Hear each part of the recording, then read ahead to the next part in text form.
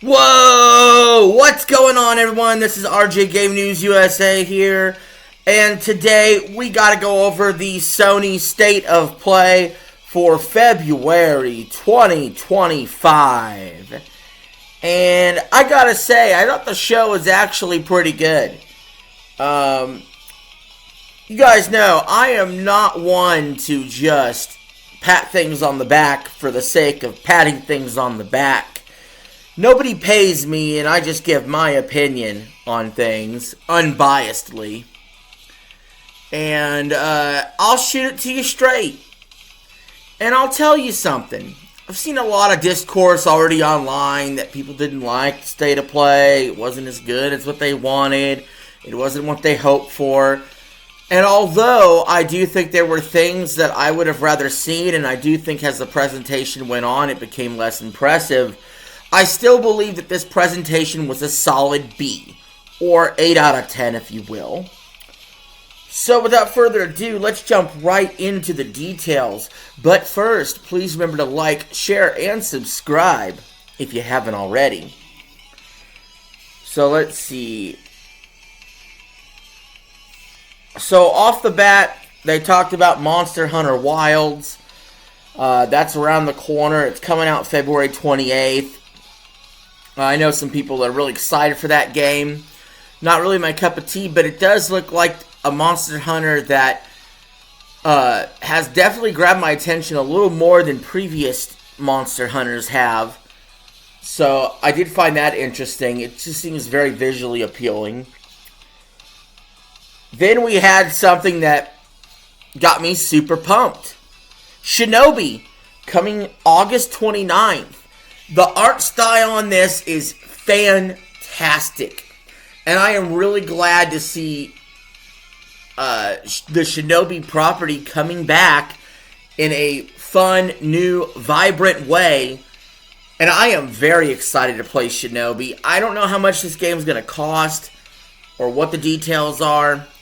But this looks like a really fun, fast-paced, phenomenal action game in the old school sense, but with stunning visuals, with this art style they got going on.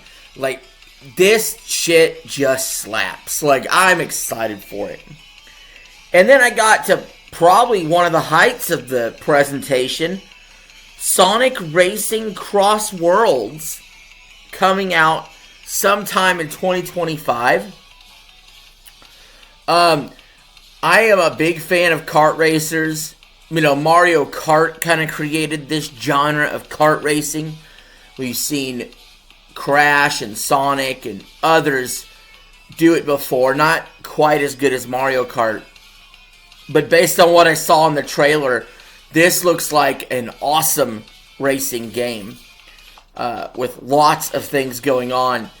And we don't know when the next Mario Kart's actually coming out exactly, but looks like Sonic is trying to capitalize on the popularity of what Mario Kart 8 built here. I mean, would have been smarter to do it a couple years ago, but interesting they also used the Cross Worlds title, whenever it's been rumored for a while now that the next Mario Kart could be called Crossroads. I don't know what kind of marketing stunt they're trying to pull. Obviously, they're only going to sell about maybe a tenth of what the next Mario Kart will end up selling. But I'm excited as fuck. And especially if it beats Mario Kart out the door, you best believe I will be playing this game over and over and over again, especially online. Because I can't get enough of kart racing like Mario Kart style games. Then, the presentation took a slight dive here. We had Digimon Story Time Starter. This game's trailer looked promising at first, and then as soon as I seen it was a Digimon game, I lost all interest. That's coming 2025. How about Lost Soul Aside? This game looked decent. Comes out May 30th. I need more information. Some of these games I just need to see more of. And then this one I'm excited about. Splitgate 2, the alpha begins February 27th. I'm a big time fan of Splitgate. I definitely put some hours into the first Splitgate. I enjoyed how it felt like old school Halo a lot. And I'm really excited to see what Splitgate 2 has done. Based on everything I've seen with the trailer and everything I've seen that they're attempting to do with it, it really seems like, wow, they really put a better budget into this. And I am super excited to see what they've made. And to start playing it as soon as I can. Because Splitgate's fucking cool, that's why. Then we had WWE 2K25 coming out March 14th. Interesting little new mode called The Island. I'm not sure why or what they're going for here. Like, I don't know exactly who it appeals to do this island thing. I think it's just about online connectivity and a different way of doing things. It's so weird. It's so different than most years we always hear about, oh, we're reliving great wrestling moments, or you're customizing the ring, or you're doing this, you're doing that. I think all that's still going to be there, but I think the island's just a new aspect they wanted to touch on. I did stream a WWE 2K game on my channel. If you like the live streams, let me know. I do gaming live streams as well. And my video not only got copyright struck, it got taken down. So there's no chance you will see me stream WWE 2K25. There's no way I'm buying it. Like, fuck them for doing that. Anyway, moving on. Borderlands 4 got a release date, September 23rd. We saw some real gameplay, and this game looks fucking awesome. Like, this game looks like what I would want Borderlands 4 to be. Like, I'll be straight up with y'all. Borderlands 3 wasn't my cup of tea. I'm still kind of the weirdo that likes Borderlands 1 more than Borderlands 2 as well. But those are definitely two really good games. The pre-sequel was okay at best. But I'm excited to see what Borderlands 4 is doing. And, it started off with just 2025. But by the end of their little segment, they just said it out loud that it was going to be September 23rd. Hopefully they avoid releasing any time around whenever GTA 6 releases, which I'm sure a lot of these companies are looking at that. But, Borderlands 4 looks fucking awesome. It's got to be on the short list for Game of the Year for 2025. 2025 is an interesting year. 2023 had some huge hitters. 2024 felt like there wasn't as many bad games, but there wasn't anything that stood out more than 2023. And Astrobot ended up being my Game of the Year in 24. But 2025, there's so much unknown right now. Partly because we don't know what Nintendo's doing with its next-gen system. And that is obviously the big question mark in the room.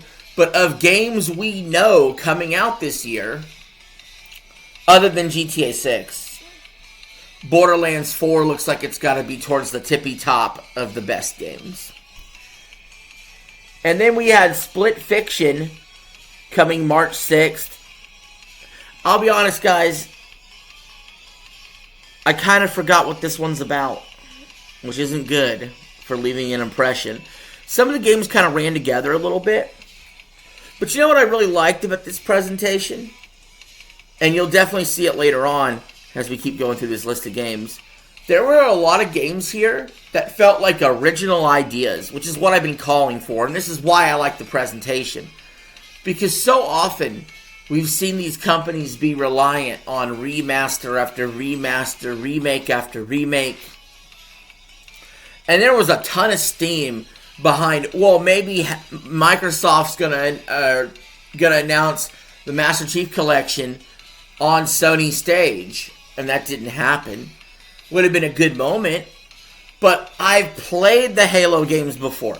I heard rumors that there would be a God of War trilogy compilation remaster. That'd be cool and all. I've played those God of Wars before. I want new. And finally, I feel like Sony answered the bell with new. And we finally got a little more info on what these studios have been working on. And it's just a matter of, can you be warmed up to these projects? And I'm open to it. I do need to see more detail. I need to see more than a cinematic. I need to see gameplay. Where I think the presentation has fallen short a little is I was hoping we would get Wolverine. Like, I was hoping we would get some more details on that. But we didn't. And that's okay, because we did have other stuff, including this game I'm excited for, Derivative 8020. And it's coming out October 2nd, so it's the furthest release date out that's been talked about on the release calendar as far as I know for games. And this studio, Supermassive, I think it's called. Yeah, Supermassive. They've done these story choice games before. And this one looks really fucking wild and out there with the science fiction and set in space. So, like, I'm totally down for this game. And I think it was one of the best games on the presentation. Try to remember what that studio did before.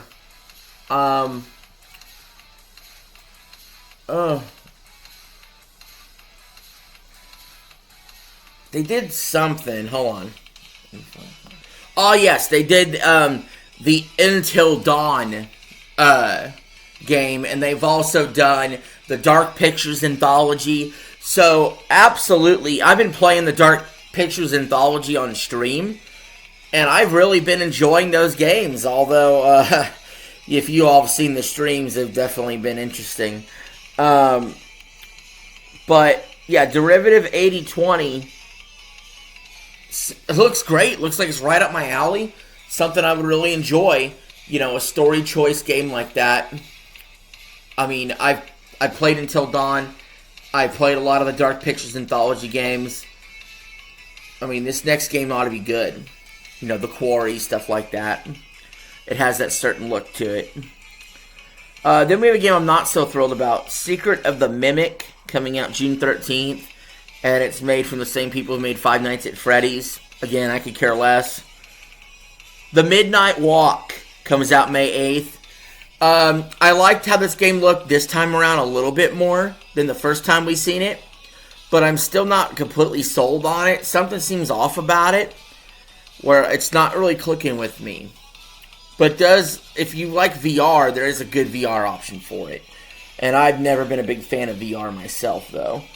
But I think going forward, that's what's going to happen with VR games, is it's going to have to be both available for VR and not available for a base PS5, because the PSVR 2 is just a failure. Like, let's just be honest. Let's just be for real. Then we had Darwin's Paradise, just getting a release here, 2025, but this looks like a really straightforward sort of like squid or octopus exploration game. It didn't really... It's not like a platformer enough for me to want it, but it's also kind of sort of in that vein, but it feels more like a Trine game, if you ask me, if you ever played the Trine series. Then we had Warriors Abyss. It's like a Dynasty Warriors thing. It's out right now, apparently. I haven't checked it out on the store or what's going on with that, but it's like a roguelike Dynasty Warriors game. Curious to see what that looks like and how that plays. Then we had Onimusha 2 coming out May 23rd. But there's a catch. PS4 only. So, last-gen consoles only. Come again? We are over 4 years into this console generation, and you're still releasing PS4 games. But not only are you still releasing PS4 games, PS4 only and not PS5? Could somebody make that make sense? By the way, never really been a big Onimusha fan to begin with. But speaking of Onimusha, we do have Onimusha Way of the Sword coming 2026. So now we're getting 2026 games trickling in, which we've already known that 2026 games have been trickling in a little bit. Like Interstellar, the Heretic Prophet, or whatever the fuck that game is coming in 2026 as well. And there were some more 2026s in this list as well. Metal Gear Solid Snake Eater's coming August 28th. Again, I'd probably rather play Shinobi.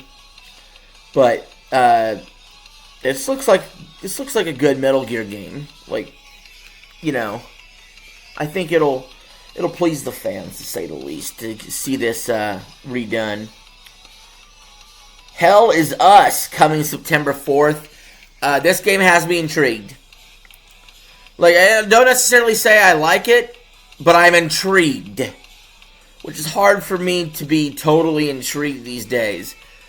In being intrigued, it's a very specific thing for me. It's like, it fills me with wonder, curiosity, and this game does that, for whatever reason.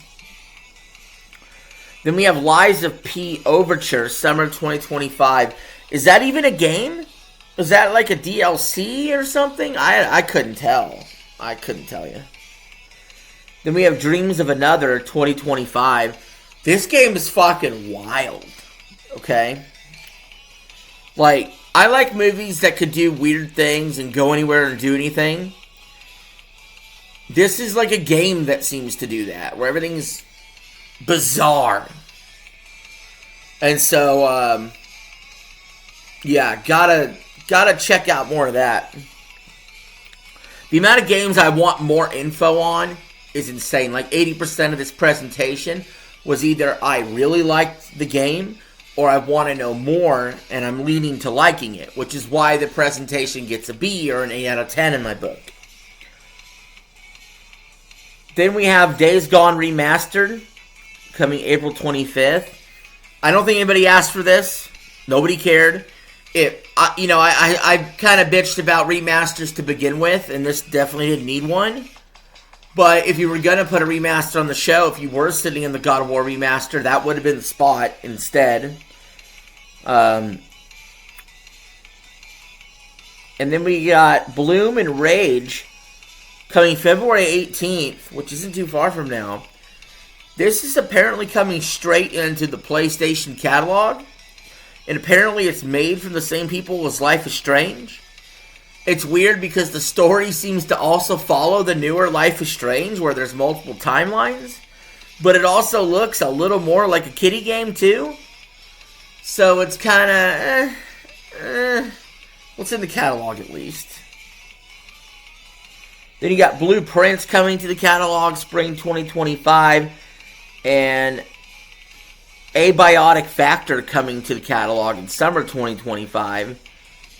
And they also announced Armored Core games coming to the Classics catalog if you have premium. I don't have premium right now, I got extra. But one day I will upgrade to premium when I get through playing all the extra games. So that's something. And then we have Tides of Annihilation. Again, there's some games that I would have to watch the trailer a second time to quite remember. Metal Eden stuck out to me. Comes out May 6th. Metal Eden, when they were showing it, I kept thinking the whole time, is this Marathon? Is this Marathon? Is this Marathon? It wasn't.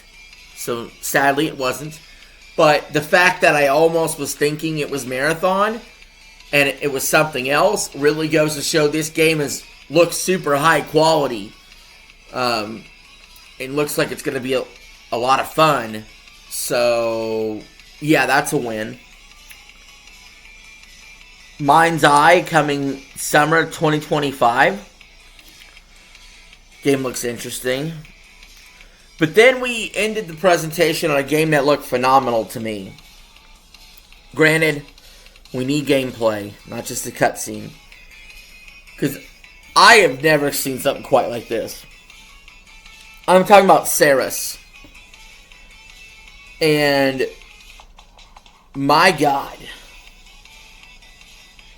If you haven't seen the trailer for that game, you should stop this video and go watch it now. It looked like he was battling the sun. Or some sort of being that encapsulated the sun. And it just looked fucking wild. Like, this game looked great. And I know one of Sony's top studios have been working on this, apparently. And it's coming in 2026. And I'm not going to forget it. You know, these games are starting to trickle in for PlayStation. Late PS5 life cycle. You have Interstellar. You got Ceres. There's the Onimusha game. Which I don't know if it's PlayStation, but I'm just saying. It's going to be on PlayStation. Ghost of Yodi. Like, there's some shit happening. Like, they're starting to move the wheels around there. And we're getting new stuff. And like I said, we still haven't seen the Wolverine gameplay. So, or at least more Wolverine information in a presentation for a while. So, you know, all these games will be coming out within the next 18 months or so. Or 24 months at the max. And so, I think I will be able to back off PlayStation a little bit on their first-party stuff. Like, yeah, they've been a little light this generation on first-party stuff. We all acknowledge that. But I think they're starting to turn the right direction on it and getting some of these games out. A lot like Microsoft a few years ago. They were slow getting first-party games out. Now they're getting them out all the time. In fact, they're getting them out so quick, a lot of those games end up on PlayStation itself. Even though they're Xbox games. But that's a story for another day. So, what did you all think of the presentation? Did you like it? What games are you excited for? Let me know in the comments below. I will read them and respond when I can. So thank you for watching the video. If you watched this far, I really appreciate it. And as always, I will see you guys later. Peace. I'm out. Have a good one.